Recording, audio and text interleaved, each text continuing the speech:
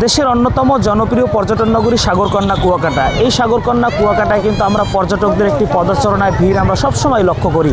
তবে বছরের বিশেষ কিছু মুহূর্ত আছে যেই মুহূর্তে আমরা অতিরিক্ত পর্যটকদের সমাগম এবং উপচে পড়া ভিড় লক্ষ্য করি। সেটিও তার মধ্যে অন্যতম একটি হচ্ছে পবিত্র ঈদ উল ফিতরের ছুটি।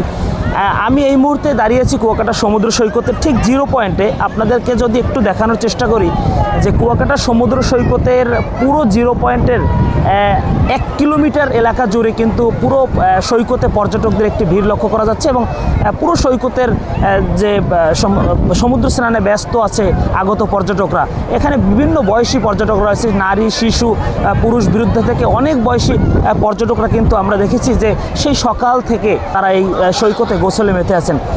ঈদের দিন আবহাওয়া খারাপ থাকলেও পর্যটকদের একটি উপস্থিতি কম থাকলেও কিন্তু আমরা কিন্তু দেখেছি ঠিক ঈদের দ্বিতীয় দিন থেকে কুয়াকাটা সৈকত সহ কুয়াকাটার যে সমস্ত দর্শনীয় স্থান রয়েছে সেই স্থানগুলোতে কিন্তু পর্যটকদের উপচে পড়া ভিড় আমরা লক্ষ্য করেছি।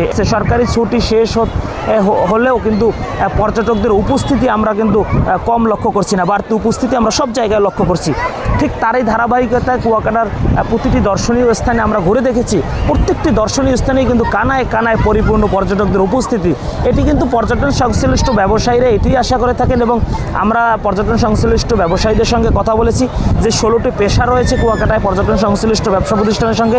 সেই 16টি পেশার মানুষরা কিন্তু ব্যবসায়ীরা কিন্তু অনেক খুশি। তারা বছরের যে বিশেষ দিনগুলোর জন্য অপেক্ষা করেন তার মধ্যে পবিত্র ঈদ উল ফিতরের ছুটি একটি অন্যতম এবার। তবে সামনে সাপ্তাহিক 2 দিন ছুটি রয়েছে এবং সরকারি ছুটি মিলিয়ে যে অনেকে যে মাঝখানে 2 দিন ছুটি নিয়েছেন, এই যে লম্বা যে সময়টি এটি কিন্তু শুধু কুয়াকাটা না, বিভিন্ন দেশের বা বিদেশের বিভিন্ন দর্শনীয় স্থানগুলোতে সবাই ঘুরতে পছন্দ করেন।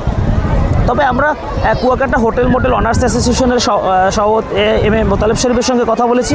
তিনি আমাদের যেমনটা জানিয়েছেন যে কুয়াকাটা প্রথম শ্রেণীর হোটেলগুলো শতভাগ বুক রয়েছে। RICL TMX, যুগের পর যুগ স্থাপনা থাকে মজবুত।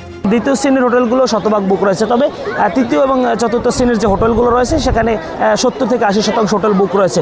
তবে এই উপস্থিত তারা কিন্তু সন্তুষ্ট এবং বিচ ম্যানেজমেন্ট কমিটির সাথেও আমরা কথা বলেছি, ট্যুরিস্ট পুলিশের সঙ্গে কথা বলেছি। তারাও কিন্তু জানিয়েছে যে তাদের যে প্রত্যেকটি দর্শনীয় স্থানে তাদের বাড়তি যে নিরাপত্তা, সেই নিরাপত্তা কিন্তু চোখে পড়ার মতো। উপজেলা প্রশাসন থেকে শুরু করে ট্যুরিস্ট পুলিশ, থানা পুলিশ, এমনকি ফায়ার সার্ভিসের একটি টিমও কিন্তু এখানে রাখা হয়েছে। কারণ আপনারা জানেন কুয়াকাটা সমুদ্র সৈকতে বিভিন্ন সময় গোসলের সময় বিভিন্ন দুর্ঘটনা ঘটে থাকে, গোসল করতে নেই নিখোঁজ হওয়ার কিছু ঘটনা ঘটে থাকে এবং শেষমেশ এই বিচে অনেক পর্যটক কিন্তু প্রাণ হারিয়েছেন এরকম ঘটনা।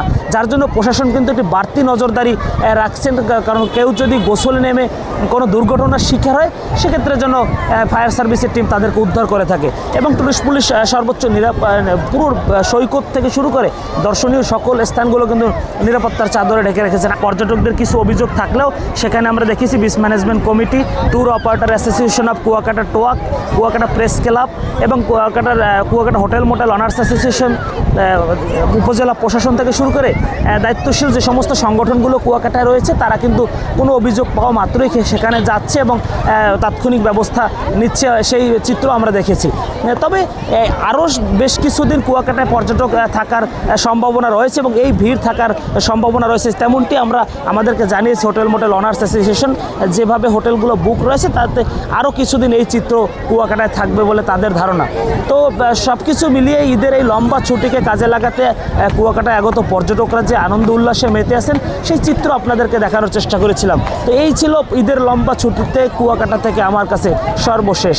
SM Almas, Dhaka post, Kuakata.